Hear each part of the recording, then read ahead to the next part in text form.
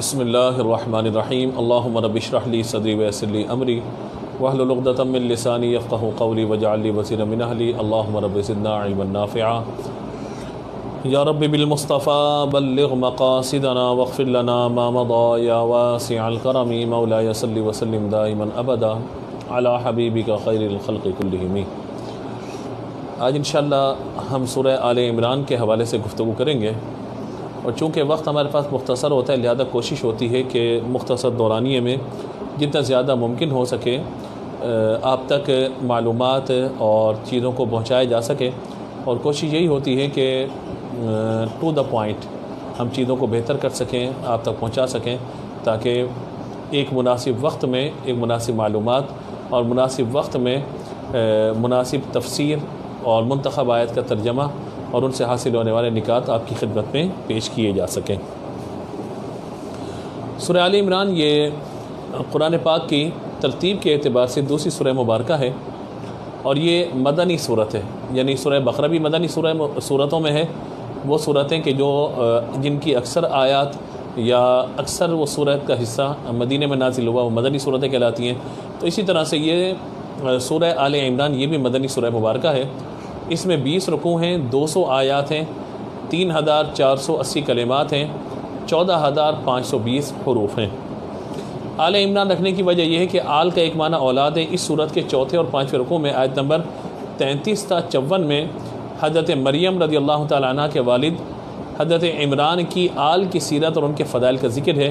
اسی مناسبت سے اس صورت کا نام آل عمران رکھا گیا ہے، اور اسے سورہ آل عمران کہا جاتا ہے۔ اس کے فضائل پر ہم گفتگو کر لیتے ہیں۔ حضور اکرم صلی اللہ تعالیٰ علیہ وآلہ وسلم نے ارشاد فرمایا، قیامت کے دن قرآن مجید اور اس پر عمل کرنے والوں کو لایا جائے گا، ان کے آگے سورۃ البقرہ اور سورہ آل عمران ہوں گی۔ حضرت نواس رضی اللہ تعالیٰ عنہ فرماتے ہیں کہ رسول اللہ صلی اللہ تعالیٰ علیہ وآلہ وسلم نے ان صورتوں کے لیے 3 مثالیں بیان فرمائی جنہیں میں آج تک نہیں بھولا۔ آپ علیہ السلام نے ارشاد فرمایا، یہ دونوں صورتیں یعنی سورۃ البقرہ اور سورہ آل عمران یہ ایسی صورتیں جیسے 2 بادل ہوں یا 2 سائبان ہوں جن کے درمیان روشنی ہو، یا صف باندھے ہوئے پرندوں کی 2 قطاریں ہوں۔ یہ دونوں صورتیں اپنے پڑھنے والوں کی شفاعت کریں گی۔ تو کوشش کرنی چاہیے کہ قرآن پاک میں یہ جو ابتدائی دونوں صورتیں ہیں ان کو یاد کر لیا جائے، ان کی تلاوت کی جائے۔ دارمی شریف کی حدیث مبارکہ حضرت عثمان بن عفان رضی اللہ تعالیٰ عنہ فرماتے ہیں کہ جو شخص سورہ آل عمران کی آخری آیات پڑھے گا تو اس کے لیے پوری رات عبادت کرنے کا ثواب لکھا جائے گا۔ انشاءاللہ ہم ابھی ترجمہ تفسیر پر جب آئیں گے تو انشاءاللہ ان آخری آیات کا ترجمہ اور تفسیر بھی انشاءاللہ ہم سنیں گے۔ بہت پیاری دعائیں، جس طرح سورۃ البقرہ کے اختتام پہ بہت پیاری دعائیں ہیں، اسی طرح سے سورہ آل عمران کے اختتام پر بھی بہت نفیس اور بہت پیاری دعائیں، ایسی پیاری دعائیں کہ اگر ان دعاؤں کو یاد کر لے بندہ، ان کا ترجمہ اپنے ذہن میں رکھے تو سبحان اللہ بہت لطف آتا ہے، اور اللہ تبارک و تعالیٰ نے ہمیں مانگنے کا اور دعا کرنے کا طریقہ سکھایا۔ تو انشاءاللہ ان کا ہم مطالعہ کریں گے انشاءاللہ، لیکن وہ آخر میں انشاءاللہ جب اختتام کی طرف ہم جائیں گے انشاءاللہ تقریباً 11:15 بجے کے قریب، یعنی 11:05 سے 11:10 کے درمیان جو ہمارا وقت ہوگا انشاءاللہ بالکل اختتام کا، تو ہم انشاءاللہ اس وقت ان آیات کو ڈسکس کریں گے۔ حضرت مکحول رضی اللہ تعالیٰ عنہ روایت کیا کہ جو شخص جمعے کے دن سورہ آل عمران کی تلاوت کرتا ہے تو رات تک فرشتے اس کے لیے دعائیں کرتے رہتے ہیں۔ سورہ آل عمران کے مضامین کیا ہیں؟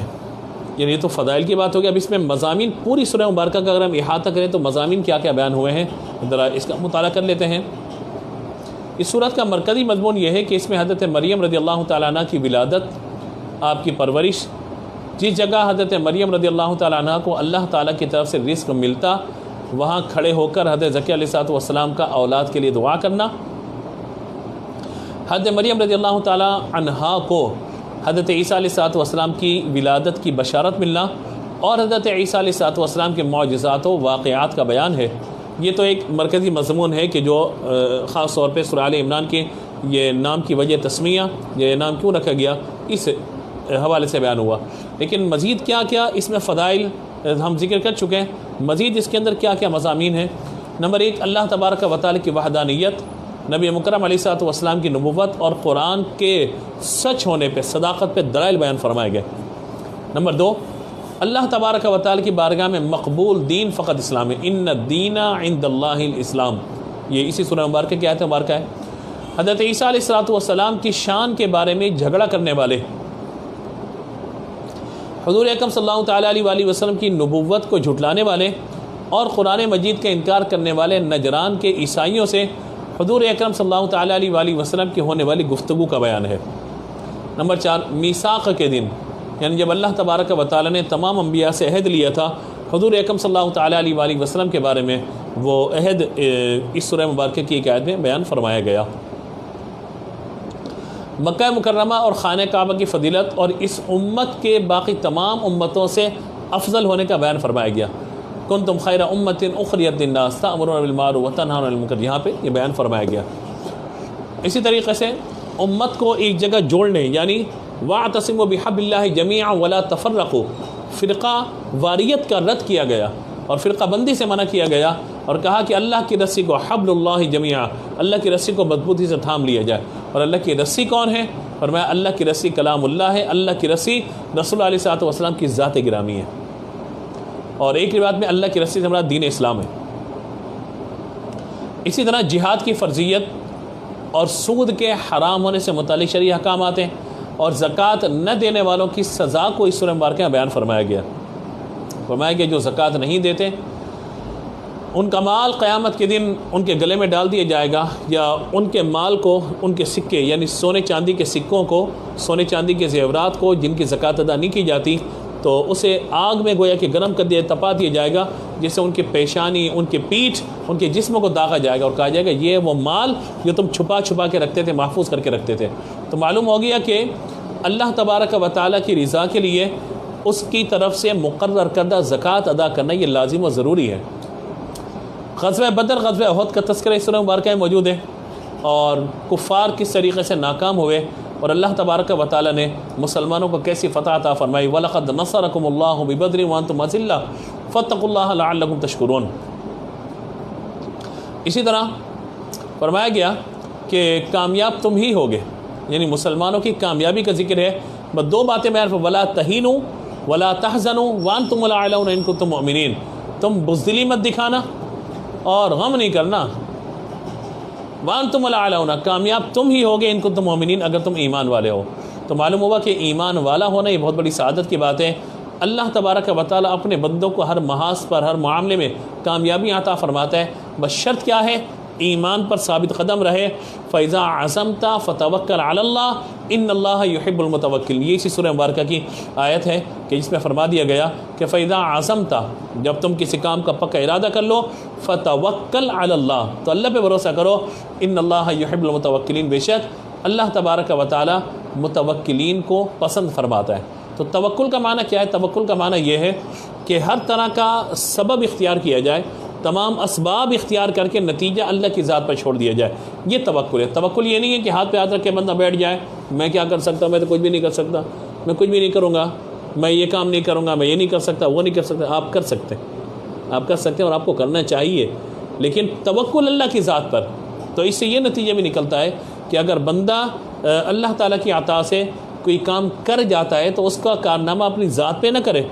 بھائی آپ سے بڑے عقل مند، ذہین، پڑھے لکھے لوگ موجود ہیں، لیکن اللہ تعالیٰ نے اگر آپ سے کوئی نیکی کا کام لے لیا، خلق خدا کی خدمت کا کوئی معاملہ رب کائنات جل جلالہ نے آپ کے ذمے لگا دیا، یا اللہ تبارک و تعالیٰ نے لوگوں سے آپ کو یعنی لوگ آپ کی طرف متوجہ ہوتے ہیں اور آپ لوگوں کو دین کی طرف بلاتے ہیں، لوگوں کو نماز کی طرف بلاتے ہیں، یا آپ اچھے استاد ہیں، آپ اچھے ٹیچر ہیں، آپ لوگوں کو موٹیویٹ کرتے ہیں، یہ سب کارنامہ آپ کا نہیں ہے، یہ کارنامہ اللہ تبارک و تعالیٰ کا ہے۔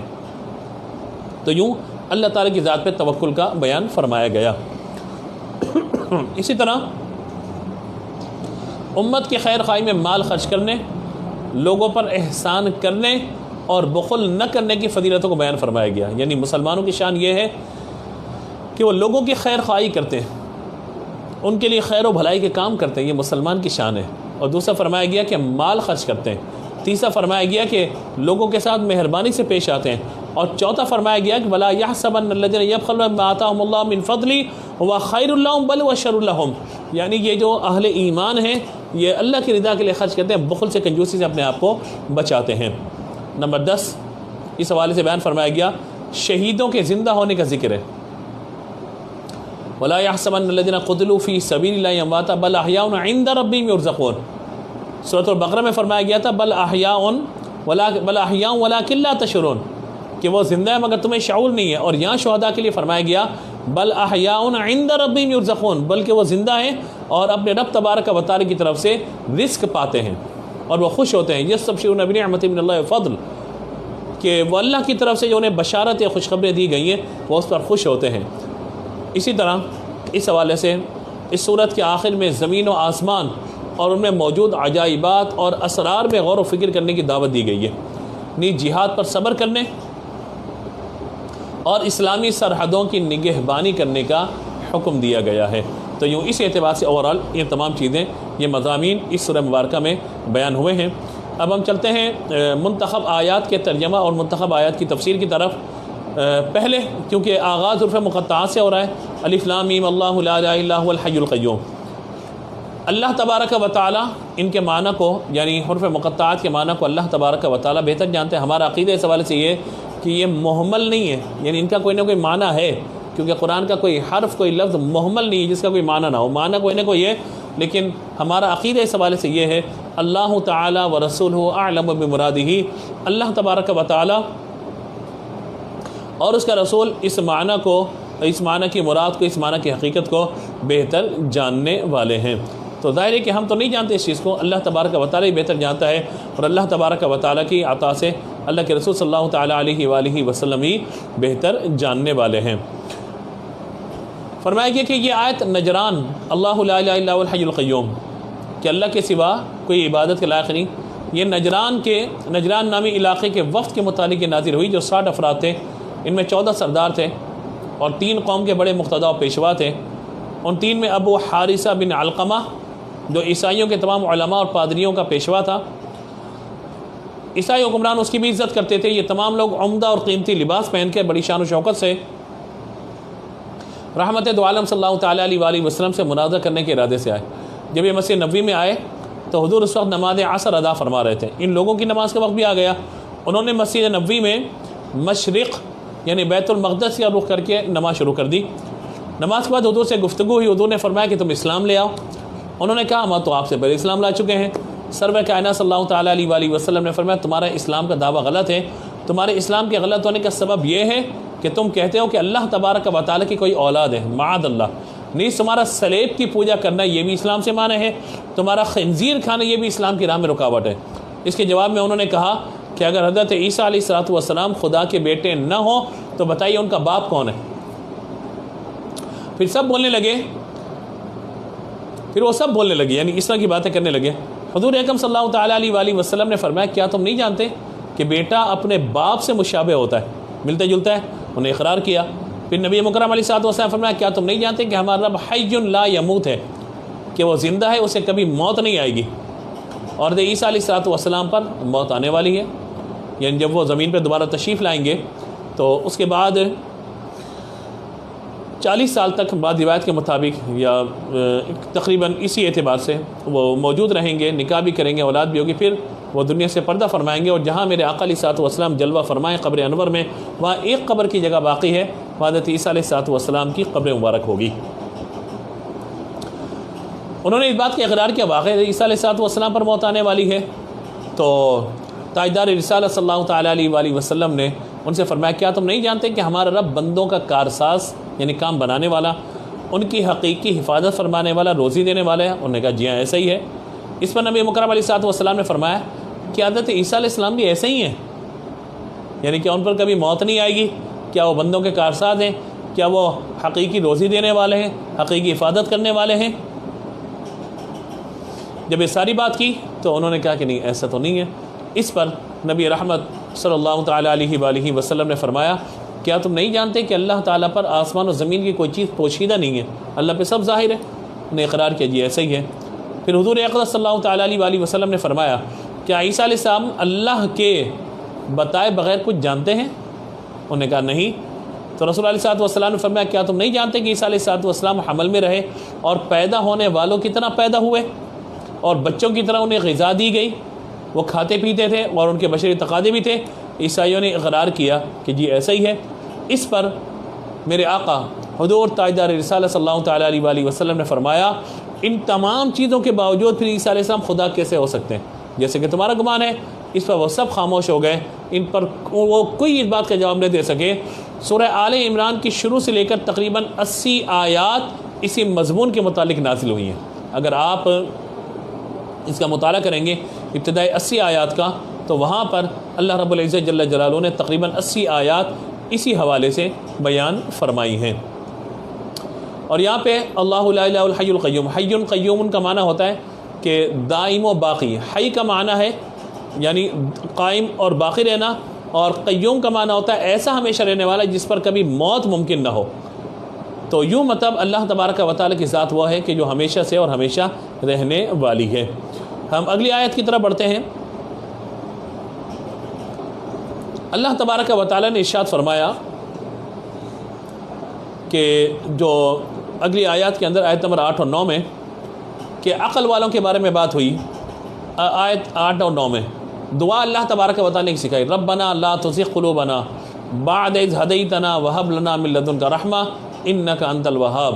اے ہمارے رب، تو نے ہمیں ہدایت دی، ربنا لا تزغ قلوبنا، جب تو نے ہمیں بعد اذ ہدیتنا ہدایت ہمیں دے دی ہے، تو یا اللہ اس ہدایت کے بعد اے ہمارے رب ہمارے دلوں کو ٹیڑھا نہ کرنا، ہمارے دل میں اسلام کے بارے میں، ہمارے دل میں دین کے بارے میں، ہمارے دل میں مسلمانوں کے بارے میں، قرآن کے بارے میں کوئی ٹیڑھا پن نہ آئے، ہمارا دل ٹیڑھا نہ ہو کسی بھی اعتبار سے، دل میں کجی ٹیڑھا پن یعنی دل میں برائی کا آ جانا کسی بھی حوالے سے۔ اور یہاں پہ میں بات عرض کرنا چاہتا ہوں آپ کو کہ جب ہدایت مل جائے تو ہدایت کا جو ذریعہ واسطہ وسیلہ ہے وہ کیا ہے؟ ہمارے سامنے بظاہر قرآن پاک ہے، بظاہر رسول اللہ صلی اللہ علیہ وسلم کی ذات گرامی ہے، لیکن ہم تک دین کیسے پہنچا؟ حضور کے ذریعے، حضور کے صحابہ سے پھر یعنی حضور سے حضور کے صحابہ تک پہنچا، صحابہ سے پھر آگے تابعین تک، تابعین سے تبع تابعین، پھر سلسلہ چلتا چلتا ہم تک پہنچا۔ تو اس وقت جو ہمارا مرکز و محور ہے وہ شخصیات ہیں جنہیں اللہ تبارک و تعالیٰ نے محراب و منبر میں مقرر فرمایا۔ صحیح العقیدہ علماء، ان سے ہمیں علم حاصل کرنا ہے، ان کی توہین نہیں کرنی، ان کے بارے میں کوئی بری رائے قائم نہیں کرنی۔ تو یہاں فرمایا گیا ربنا لا تزغ قلوبنا بعد اذ ہدیتنا وہب لنا من لدنک رحمۃ انک انت الوہاب۔ اے ہمارے رب ہمارے دل ٹیڑھے نہ کر بعد اس کے کہ تو نے ہمیں ہدایت عطا فرمائی ہے، اور ہمیں اپنے پاس سے رحمت عطا فرما، انک انت الوہاب، بے شک تو بڑا عطا فرمانے والا ہے۔ وہاب کہا جاتا ہے کہ بغیر طلب کی عطا فرمانے والا، اور یہ یا وہاب ہو، اگر کوئی روزگار میں بندش کا معاملہ کوئی ہو تو یا وہاب ہو یا رزاق ہو کا ورد کرنا چاہیے، کم از کم ایک تصویر پڑھ لینی چاہیے۔ اللہ تبارک و تعالیٰ اپنی رحمت سے تمام معاملات میں آسانیاں فرما دے گا۔ یہ بھی یاد رکھیے گا، ہدایت ملنا بڑی نعمت ہے، ہدایت ملنا بہت بڑی نعمت ہے، لیکن ہدایت کا فائدہ کب ہے؟ کہ جب ہدایت باقی بھی رہے۔ ہدایت باقی رہنا یہ بہت بڑا انعام ہے۔ ہدایت تو مل جاتی ہے، لوگ راستے پر آتے ہیں مگر راستہ چھوڑ کے چلے جاتے ہیں۔ کتنے ایسے لوگ آپ کو نظر آئیں گے کہ جنہوں نے شوبز کی فیلڈ کو چھوڑا اور دین کی طرف آئے مگر دوبارہ دین سے دور ہو گئے۔ ہدایت کا راستہ تو مل گیا۔ کتنے لوگ ہیں کہ جو ہدایت کے راستے پر آئے لیکن دنیاوی لالچ، دنیاوی معاملات کی وجہ سے حضور اکرم صلی اللہ تعالیٰ علیہ وآلہ وسلم کے لائے ہوئے دین کا انکار کر دیا۔ تو یوں مطلب ہمیں سوچنا چاہیے کہ ہدایت بڑی چیز ہے، بہت بڑی چیز ہے ہدایت، لیکن فائدہ کب ہے؟ جب ہدایت باقی رہے، بندہ ہدایت پر ثابت قدم رہے۔ اگر ساری زندگی کوئی ہدایت پر رہے لیکن مرتے وقت ہدایت ختم ہو جائے تو ظاہر ہے کہ اس کا کوئی فائدہ نہیں ہے۔ اپنے خاتمے کے لیے خیر کا معاملہ کرنا چاہیے، اللہ کی بارگاہ میں دعا کرتے رہنا چاہیے، اور برے خاتمے سے بے خوف نہیں ہونا چاہیے۔ اللہ کی بارگاہ میں دعا کرتے، یا اللہ تو نے مجھے ایمان کی نعمت دی ہے، یا الہ العالمین مجھے ایمان پر استقامت اور ثابت قدمی عطا فرما۔ بخاری کتاب القدر کی یہ روایت ہے، اس کو سماعت کیجیے گا۔ حضرت سہل بن سعد رضی اللہ تعالیٰ روایت کرتے ہیں کہ اللہ کے رسول صلی اللہ تعالیٰ علیہ وآلہ وسلم نے فرمایا انما الاعمال بالخواتیم۔ بالخواتیم کا مطلب کیا ہے؟ یعنی اعمال کا دار و مدار بندے کے خاتمے پر ہے کہ اس کا خاتمہ ایمان پر ہوا یا نہیں ہوا۔ تو اس آیت مبارکہ میں سورہ آل عمران کی آیت نمبر 8 میں اللہ تعالیٰ نے فرمایا ربنا لا تزغ قلوبنا، بندہ دعا کرے اللہ کی بارگاہ میں، ربنا لا تزغ قلوبنا بعد اذ ہدیتنا وہب لنا من لدنک رحمۃ انک انت الوہاب۔ اے ہمارے رب تو نے ہمیں ہدایت عطا فرمائی، اور اب ہمارے دلوں کو ٹیڑھا نہ کرنا، ہمیں اپنے پاس سے رحمت عطا کر، بے شک تو ہی سب سے بڑا دینے والا، عطا کرنے والا ہے۔ اگلی آیت مبارکہ، یعنی اس آیت کو پڑھتے رہنا چاہیے، ترجمہ یاد کر کے اس ترجمے کو پڑھتے رہنا چاہیے۔ اگلی آیت مبارکہ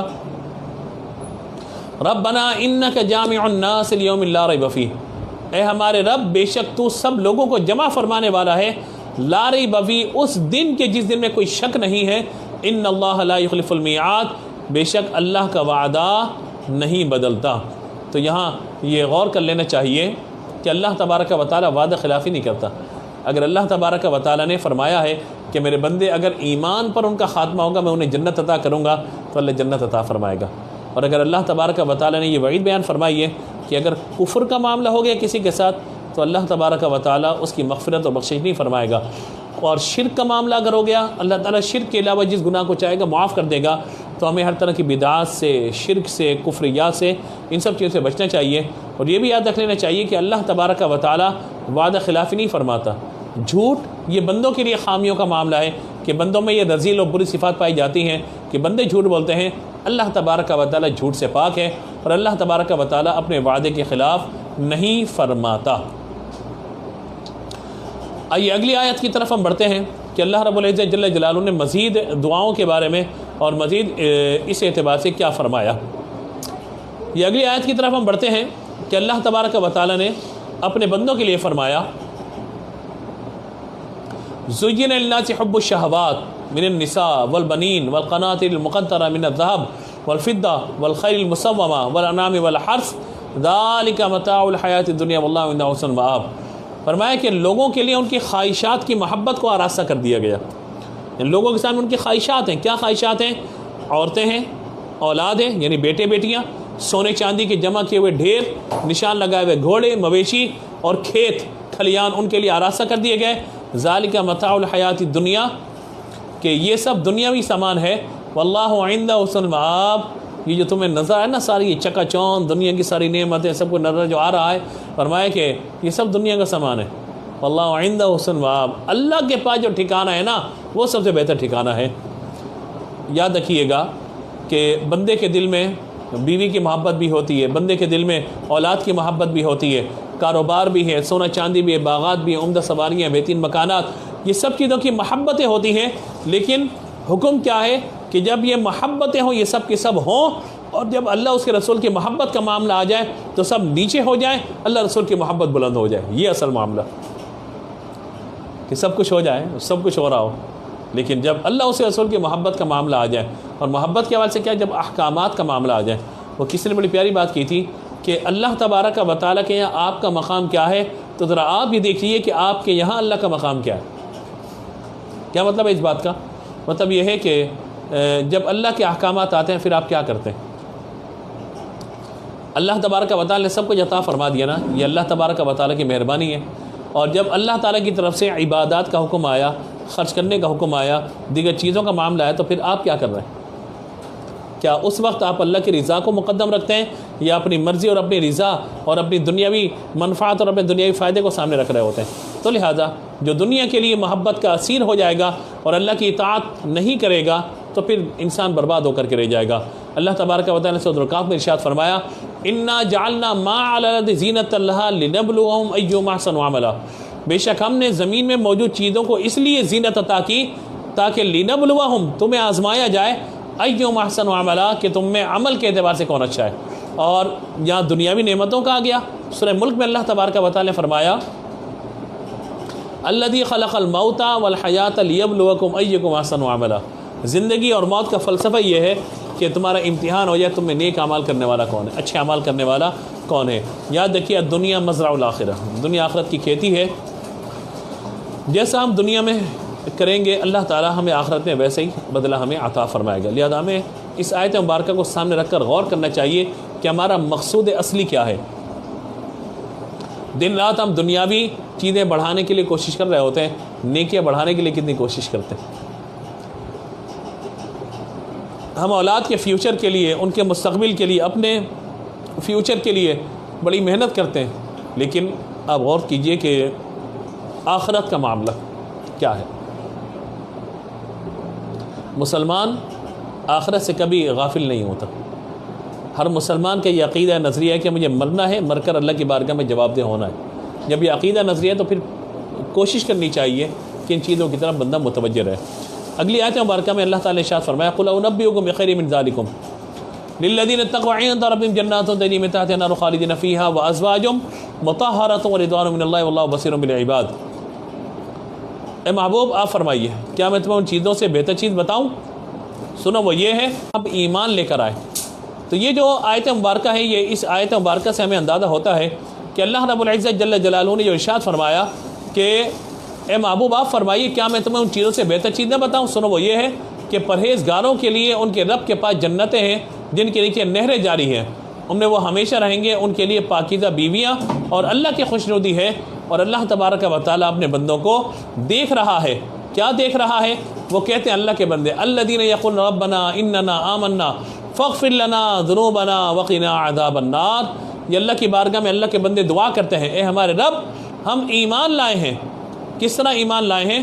اللہ تبارک و تعالیٰ پر کہ یا اللہ ہم تجھ پر ایمان لائیں، آمنا فاغفر لنا ذنوبنا، اے ہمارے رب ہمارے گناہوں کو معاف فرما دے، وقنا عذاب النار، اور ہمیں آگ کے عذاب سے محفوظ فرما لے، دوزخ کے عذاب سے ہمیں بچا لے۔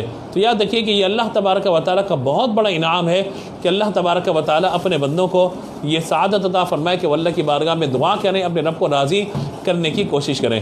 اور آگے فرمایا الصابرین والصادقین والقانتین والمنفقین والمستغفرین بالاسحار۔ یہ نیک بندوں کی نشانی کیا ہے؟ نیک بندوں کی شان کیا ہے؟ صبر کرنے والے اور سچے اور فرما بردار، یعنی جب انہیں کوئی مصیبت آتی ہے وہ صبر کرتے ہیں، اور کوئی معاملہ ہوتا ہے صادقین سچ بولتے ہیں، قانتین ادب والے ہیں، اور والمنفقین اللہ کی راہ میں خرچ کرنے والے ہیں، والمستغفرین استغفار کرنے والے ہیں، بالاسحار آخری پہر میں، یعنی جو سحری کا وقت ہوتا ہے۔ اور یہ بالاسحار یہیں سے ہے کہ سحری کے وقت میں اللہ تبارک و تعالیٰ کی بارگاہ میں گریہ وزاری کرنے والے ہیں، توبہ و استغفار کرنے والے ہیں۔ تو یہ اللہ تبارک و تعالیٰ کی طرف سے بندوں کے لیے بات بیان فرمائی گئی۔ دنیا کے طالبوں کا ذکر کرنے کے بعد اللہ تعالیٰ کے جو طلب رکھنے والے ہیں، اپنے رب کو راضی کرنے والے، ان کی نشانیاں بیان ہوئیں، کچھ اوصاف۔ متقی لوگ عبادت اور ریاضت کے باوجود اپنی اطاعت پہ ناز نہیں کرتے، بلکہ اپنے رب تبارک و تعالیٰ سے گناہوں کی مغفرت اور عذاب جہنم سے نجات کا سوال کرتے ہیں۔ نمبر 2، متقی لوگ اطاعت اور مصیبت پر صبر کرتے ہیں، یعنی ظاہر کہ بندہ جب نیکی کا کام کرتا ہے تو اسے مشقت تو ہوتی ہے نا، اور جتنے بھی احکام شرعیہ عملیہ ہوتے ہیں یہ احکام تکلیفیہ ہوتے ہیں، یعنی ان میں کہیں نہ کہیں تکلیف کا پہلو ہوتا ہے۔ ظاہر بندے کا دل نہیں چاہ رہا روزہ رکھنے کا، لیکن بھوک پیاس برداشت کرنی ہے تو تکلیف تو ہے اس میں۔ دل نہیں چاہ رہا نماز پڑھنے کا، نماز اس نے پڑھنی ہے۔ تراویح پڑھنے کا دل نہیں چاہ رہا، اسے مشقت اس نے کرنی ہے۔ تو یہ جو مشقت ہے نا احکام تکلیفیہ، یعنی ان تکلیفوں پر صبر کرتے ہیں، تو یہ فرما دیے گئے یہاں پر۔ اسی طریقے سے گناہوں سے بچنے پر ڈٹے رہتے ہیں، بالکل گناہوں سے بچے رہتے ہیں، یہ متقی لوگوں کی شان ہے۔ اور تقوی متقیوں کی ایک شان اور بیان فرمائی گئی، فرمایا کہ وہ قول کے ارادے اور نیتوں کے سچے ہوتے ہیں، یہ متقی لوگوں کی شان بیان فرمائی گئی ہے۔ اور چوتھی بات یہ بیان فرمائی کہ متقی لوگ اللہ تعالیٰ کے سچے فرما بردار ہوتے ہیں، یہ نہیں کہ ایک دن عبادت کر لی، ایک دن قرآن پڑھ لیا پھر چھوڑ دیا، مستقل کنٹینیو پریکٹسز، جو بھی کام کریں اس کی پریکٹس کرتے رہتے ہیں تاکہ اللہ تعالیٰ کے سچے فرما بردار بندے بن جائیں۔ اور پھر متقیوں کی ایک شان یہ بیان ہوئی کہ وہ اللہ کی راہ میں مال خرچ کرنے والے ہوتے ہیں، جو بھی مال خرچ کرنے والا ہے اللہ کی بارگاہ سے اسے تقوی کی سند دی گئی ہے۔ اور چھٹی بات اور آخری بات بڑی اہم ترین بات ہے، میں آپ سب سے گزارش کروں گا اس بات پر متوجہ رہیے، توجہ کیجیے۔ متقی لوگ راتوں کو اٹھ کر اپنے رب تبارک و تعالیٰ کی عبادت کرتے ہیں، نماز پڑھتے ہیں، توبہ و استغفار کرتے ہیں، رب تبارک و تعالیٰ کے حضور گریہ وزاری اور مناجات کرتے ہیں۔ یاد رکھیں رات کا آخری پہر نہایتی فضیلت والا ہوتا ہے، یہ وقت خلوت اور دعاؤں کی قبولیت کا ہوتا ہے۔ سحری کا جو وقت ہے اللہ نے اس وقت ہمیں موقع عطا فرمایا، ہم سحری میں اٹھتے ہیں تو اس وقت اٹھ کر اپنے رب تبارک و تعالیٰ کو راضی کریں۔ جب اٹھیں تو اٹھ کر تہجد ادا کریں، اگر رات بھر آپ سوئے نہیں جاگ بھی رہیں تب بھی سحر کے وقت میں جب سحری کا وقت تو وضو کیجئے، کم از کم 2 رکعت صلاۃ اللیل ہی پڑھ لیجئے تاکہ رات آپ کی عبادت میں شمار کی جائے۔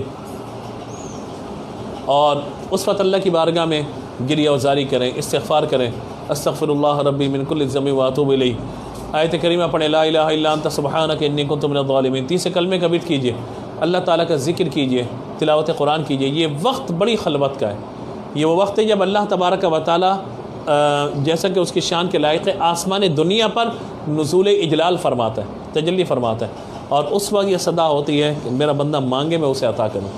سحری کا وقت، یہ وقت فقط کھانے پینے کا نہیں ہے کہ بھئی یہ پھینیاں بھی آ جائیں تو کڑھائیاں بھی آ جائیں تو کوفتے بھی آ جائیں تو سب چیزیں آ جائیں، یہ وقت ان چیزوں کا نہیں ہے فقط۔ آپ سحری کیجئے، بالکل کیجئے، لیکن اس کے ساتھ ساتھ وہ وقت اللہ تعالیٰ کو راضی کرنے کا ہے، اللہ کی بارگاہ میں گریہ وزاری توبہ مناجات کا ہے۔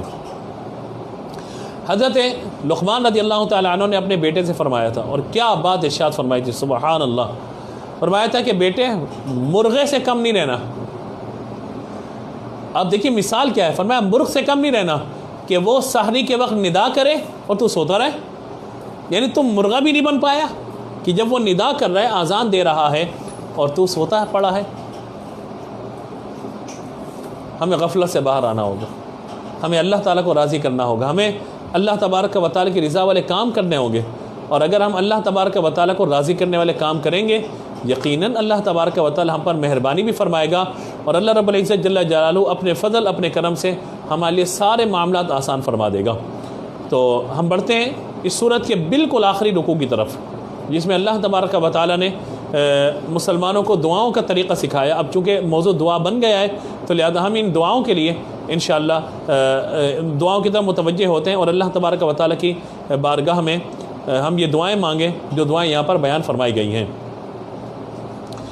دیکھیے کہ ذرا اللہ تبارک و تعالیٰ نے ارشاد فرمایا کہ ان فی خلق السماوات والارض واختلاف اللیل والنہار لآیات للعباد، یہ آیت نمبر 190 190 آیت مبارکہ ہے۔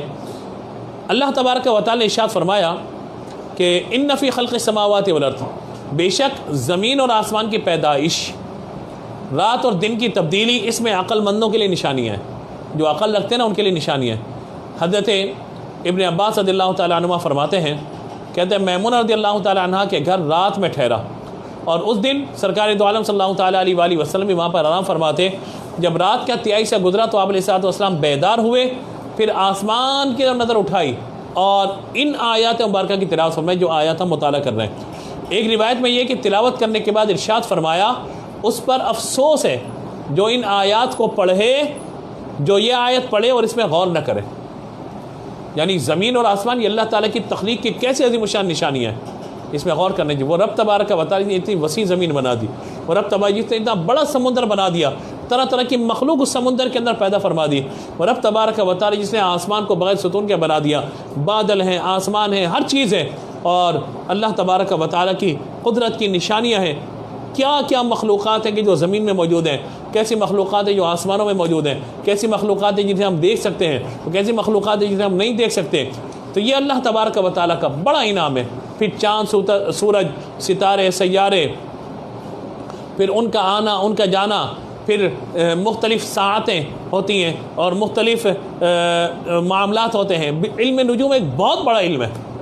آپ دیکھیے کہ یہ علم نجوم یہ واقعی ایک علم ہے، لیکن ہمیں چونکہ توکل کا درس دیا گیا، لہذا ہم یہ نہیں کہیں گے کسی پامس کے پاس جا کے میرا ہاتھ دیکھ کے بتائیے، مطلب میں ساور ستی میں تو نہیں آ گیا، میں مصیبت میں تو نہیں آ گیا، میرے ستارے گردش میں ہیں کہ نہیں ہیں، مجھے بتائیے کہ۔ اور یہ آج کل ایک بحث چل رہی ہے فضول کی، آپ نے بھی سنا ہوگا، بھئی 12 مئی کو جو سورج ستارہ ہے وہ چمک جائے گا، یا یہ ہو جائے گا، یا وہ ہو جائے گا، پتہ نہیں کیا کیا آبھاس۔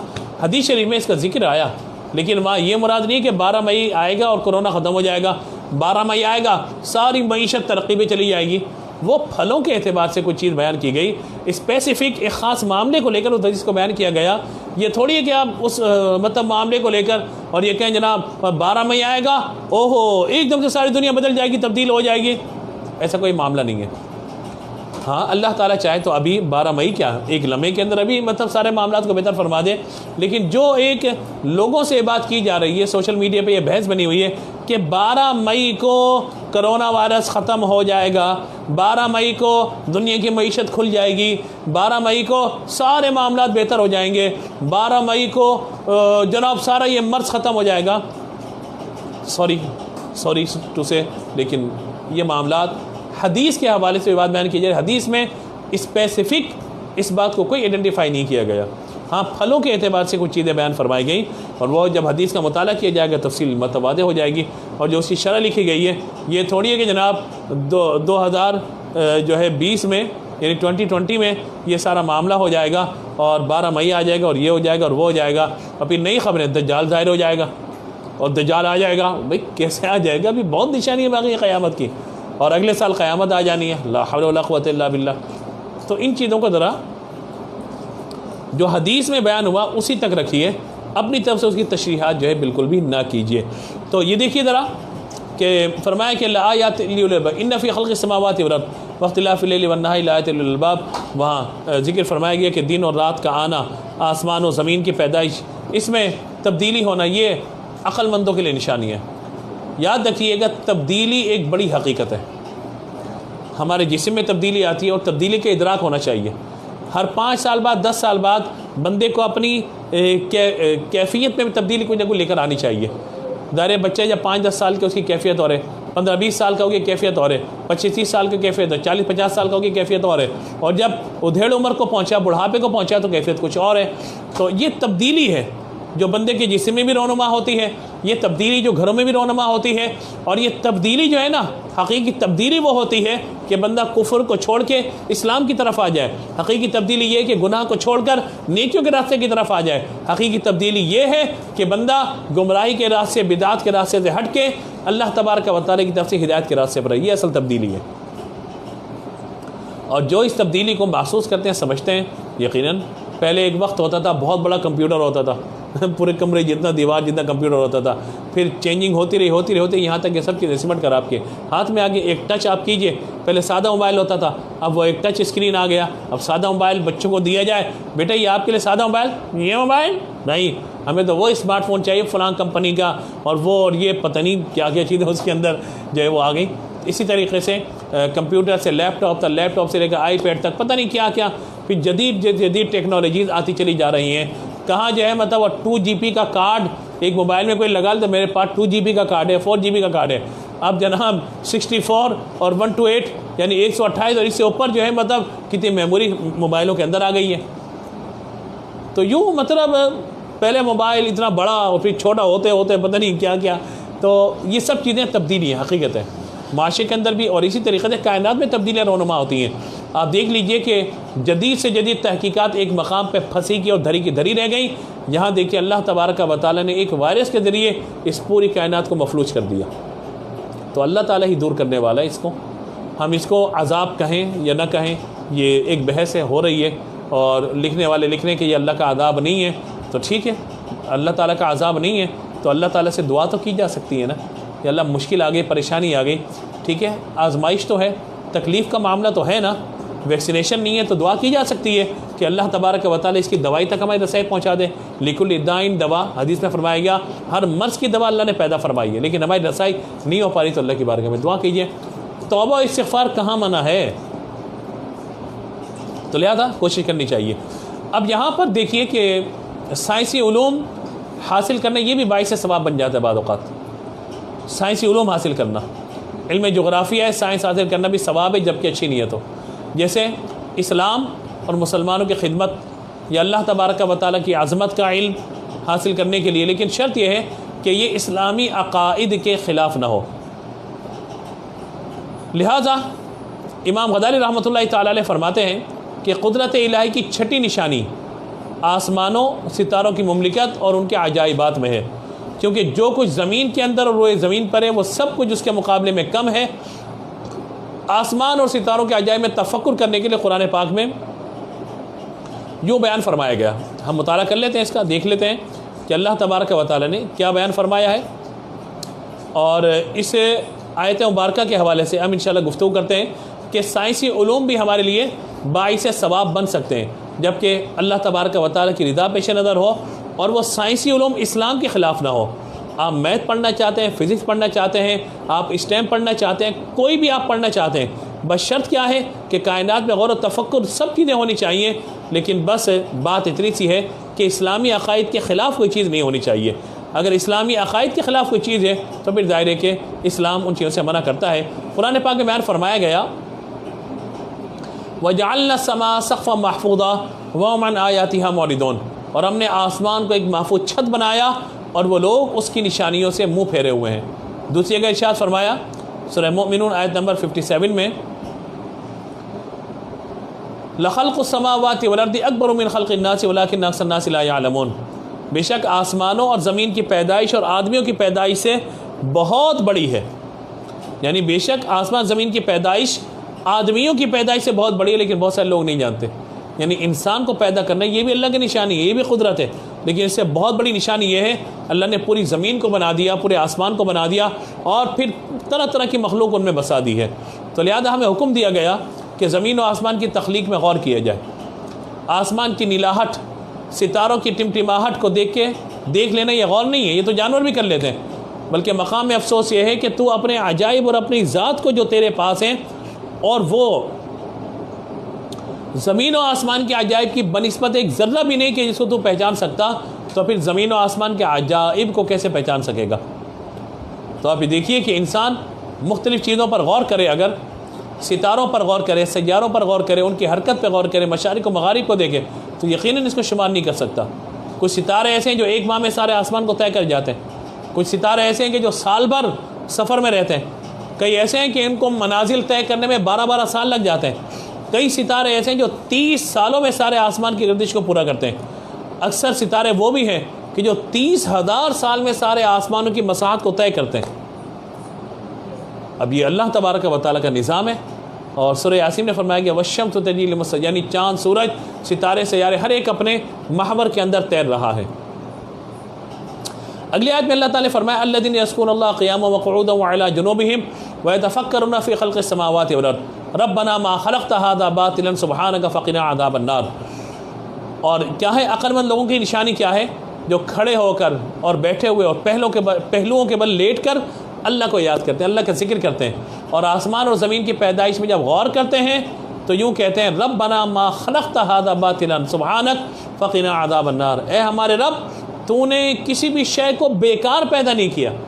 ان ستاروں میں بڑی حکمت ہے، چاند میں بڑی حکمت ہے، ستارے میں، سیارے میں، اور سورج میں، اور آسمانوں کو بنانے میں، زمین کو بنانے میں. یا اللہ، ہم جب زمین و آسمان کی پیدائش میں غور کرتے ہیں ہماری عقل دنگ رہ جاتی ہے. ہم یہی بات کہتے ہیں ربنا ما خلقت ھذا باطلا سبحانک فقنا عذاب النار. کبھی آسمان پر ستارے نظر آ جائیں، کبھی دن میں تارے نظر آ جائیں، اندھیرا ہو جائے، دن میں آسمان پہ تارے نظر آ جائیں، تو اس وقت یہ پڑھ لینی چاہیے آیت مبارکہ، یہ دعا پڑھ لینی چاہیے ربنا ما خلقت ھذا باطلا.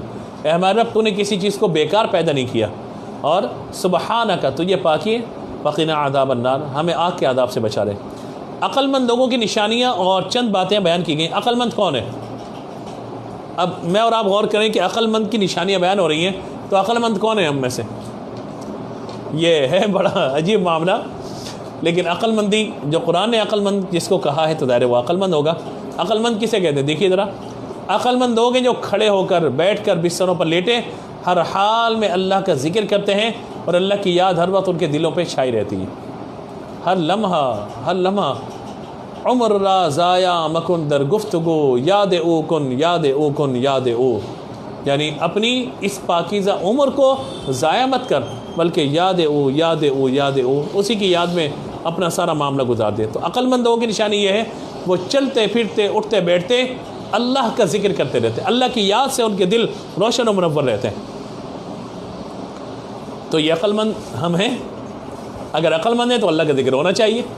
دوسری بات، عقل مند لوگ کائنات میں غور و فکر کرتے ہیں، زمین و آسمان کی پیدائش، عجائبات میں غور کرتے ہیں، اور ان کا مقصد یہ ہوتا ہے کہ اللہ تعالیٰ کی عظمت اور قدرت کا زیادہ سے زیادہ علم ہمیں حاصل ہو جائے. ہم کرتے ہیں. سوچیے کہ اللہ تبارک و تعالیٰ کی اس قدرت پہ لوگ کرونا سے پریشان ہیں، بہت سارے معاملات، سب چیزیں. لیکن میں ایک بات یہ کہتا ہوں کہ یہ بھی مقام غور ہے کہ اللہ تبارک و تعالیٰ جب چاہے، جو چاہے، جس طرح چاہے اور جیسے چاہے وہ کر دے. اس کے حکم کے آگے پرندہ پر نہیں مار سکتا، کوئی دم نہیں مار سکتا. اور انشاءاللہ اللہ رحمت کرے گا، خیر ہو جائے گی، یہ وائرس نکل جائے گا، سب دور ہو جائے گا. اور پھر آپ دیکھیے کہ دنیا کیسی اجلی آپ کو نظر آئے گی. آپ دیکھیے نا کہ آج کل لوگ گھروں میں ہیں، سادہ کھانا کھا رہے ہیں، لوگ اپنے گھروں میں ہیں، تھوڑا مطلب ٹینشن ریلیز ہوئی ہے ان کی، حادثات کم ہو رہے ہیں. یعنی ان باتوں میں سے آپ اگر خیر کے پہلو نکالنا چاہیں تو آپ یہ دیکھیے کہ ہمارے شہر بالکل صاف ستھرے ہو گئے، آکسیجن، سانس، ہوا پاکیزہ ہو گئی ہے. یہ سب پولوشن، آلودگی پھیلی ہوئی تھی وہ سب ختم ہو گئی ہے. آپ دیکھیے کتنا مطلب. اور ابھی ریسرچ میں پڑھ رہا تھا تو دو چیزیں ہیں، یعنی ایک زمین کے اعتبار سے چیزیں ہیں، ایک آسمان کے اعتبار سے. یعنی بادل جو ہے مطلب جا رہے ہوتے ہیں اور بادلوں میں جہاز سفر کر رہے ہوتے ہیں اور سفر چل رہا ہوتا ہے، جہاز جا رہے ہوتے ہیں، تو اس وقت آپ یہ دیکھیے کہ وہاں پہ کس قدر آلودگی ہوتی ہے، کس قدر آلودگی ہوتی ہے. اور اسی طرح سے زمین میں گاڑیاں چل رہی ہیں، روڈوں پہ گاڑیاں چل رہی ہیں، تو کس قدر آلودہ فضا ہوتی ہے. لیکن آپ دیکھیے کہ آسمان ہمیں نکھرا نکھرا صاف صاف نظر آ رہا ہے، ستھرا. یہ بڑا کمال ہے کہ کوئی ٹریفک رکا تو یہ سمجھیے کہ اس لاک ڈاؤن نے ہماری صحت کو بہتر کر دیا.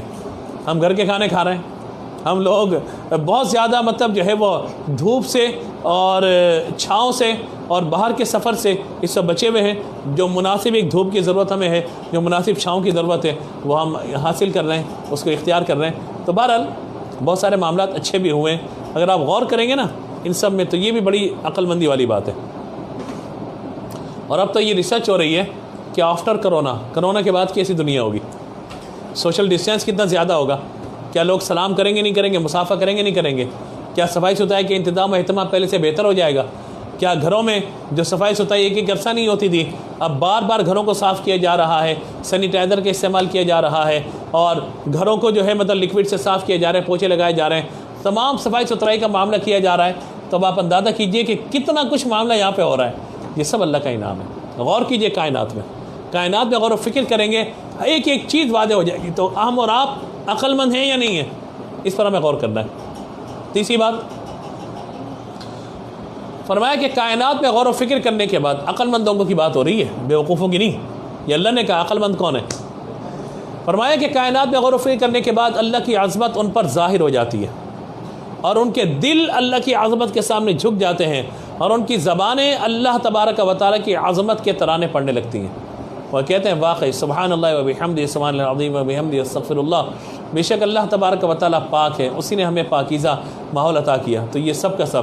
اور چوتھی بات اور اہم ترین بات، عقل مند کی نشانی یہ بیان فرمائی گئی کہ اللہ تبارک و تعالیٰ کی بارگاہ میں دوزخ کے عذاب سے پناہ طلب کی جاتی ہے. یہ عقل مندوں کی نشانی ہے. تو ہم اور آپ عقل مند ہیں تو اللہ کا ذکر کریں، عقل مند ہیں تو اللہ تبارک و تعالیٰ کو یاد کریں، عقل مند ہیں تو کائنات میں غور و فکر کریں، عقل مند ہیں تو اللہ تبارک و تعالیٰ کی شان، اس کی قدرت کے نظاروں میں غور کریں، اور عقل مند ہیں تو اللہ تبارک و تعالیٰ کی بارگاہ سے عذاب دوزخ سے پناہ طلب کریں. تو یوں مطلب ان سب چیزوں پر ہمیں توجہ کرنے کی ضرورت ہے. اگلی آیت مبارکہ کی طرف چلتے ہیں. فرمایا کہ اس پر ایک بات اور، امام غزالی رحمۃ اللہ تعالیٰ نے فرمایا کہ اندھا وہ ہے کہ جو اللہ تعالیٰ کی تمام صنعتوں کو دیکھے لیکن انہیں پیدا کرنے والے خالق کی عظمت سے مدہوش نہ ہو اور اس کے جلال و جمال پر عاشق نہ ہو. ایسا بے عقل انسان حیوانوں کی طرح ہے جو فطرت کے عجائبات اور اپنے جسم میں غور و فکر نہ کرے، اللہ کی عطا کردہ عقل جو تمام نعمتوں سے بڑھ کر اسے ضائع کر دے اور اس سے زیادہ علم نہ رکھے کہ جب بھوک لگے تو کھانا کھا لیا، غصہ آئے تو جھگڑا کر لیا، بس اتنا علم ہے آپ کے پاس، آپ نے یہ کام کرنا ہے. مطلب کیا ہے، میرے مزاج کے خلاف بات ہو رہی ہے، مجھے غصہ آ گیا، بھوک لگی کھانا کھا لیا، پیاس لگی پانی پی لیا، دل چاہ سو گیا، بس یہی زندگی ہے کیا؟ اور نہ بابا، زندگی تو بڑا ایک انعام ہے اللہ تعالیٰ کا. زندگی آمد برائے بندگی، زندگی بے بندگی شرمندگی. کی طرف چلتے ہیں. ربنا انک من تدخل النار فقد اخزیت وما للظالمین من انصار. ربنا اننا سمعنا منادیا ینادی للایمان ان آمنوا بربکم فآمنا. ربنا فاغفر لنا ذنوبنا وكفر عنا سیئاتنا وتوفنا مع الابرار. ربنا وآتنا ما وعدتنا على رسلك ولا تخزنا يوم القيامة انك لا تخلف الميعاد. اے ہمارے رب، بے شک تو نے جسے دوزخ میں داخل کیا وہ ضرور رسوا ہو گیا اور ظالموں کا کوئی مددگار نہیں. اے ہمارے رب، بے شک ہم نے ربنا اننا سمعنا، ہم نے ایک ندا سنی، منادی ینادی للایمان، کہ ایک ندا دینے والا یوں کہہ رہا تھا کہ اپنے رب پر ایمان لاؤ. قالوا آمنا، ہم ایمان لے آئے. ربنا فاغفر لنا ذنوبنا، اے ہمارے رب تو ہمارے گناہ بخش دے. وکفر عنا سیئاتنا، ہم سے ہماری برائیوں کو دور کر دے. وتوفنا مع الابرار، اور نیک لوگوں کے گروہ میں ہمیں موت عطا فرما.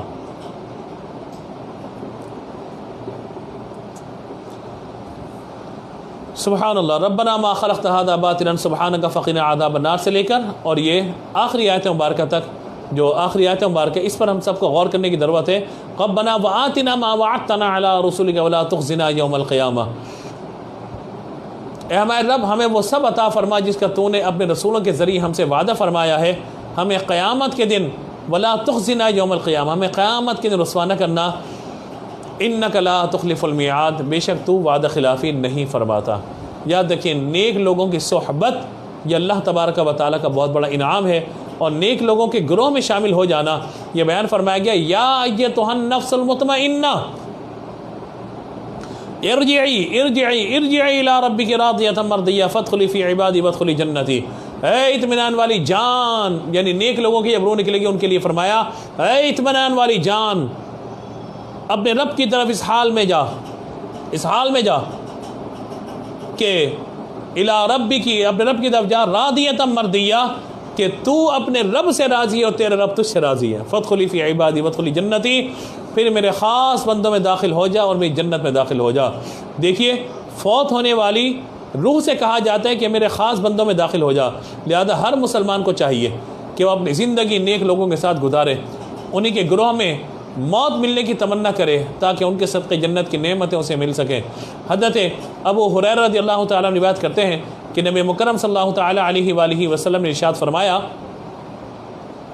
اپنے مردوں کو نیک لوگوں کے پاس دفن کرو، کیونکہ میت برے پڑوسی سے اسی طرح اذیت پاتی ہے جس طرح زندہ انسان برے پڑوسی سے اذیت پاتا ہے۔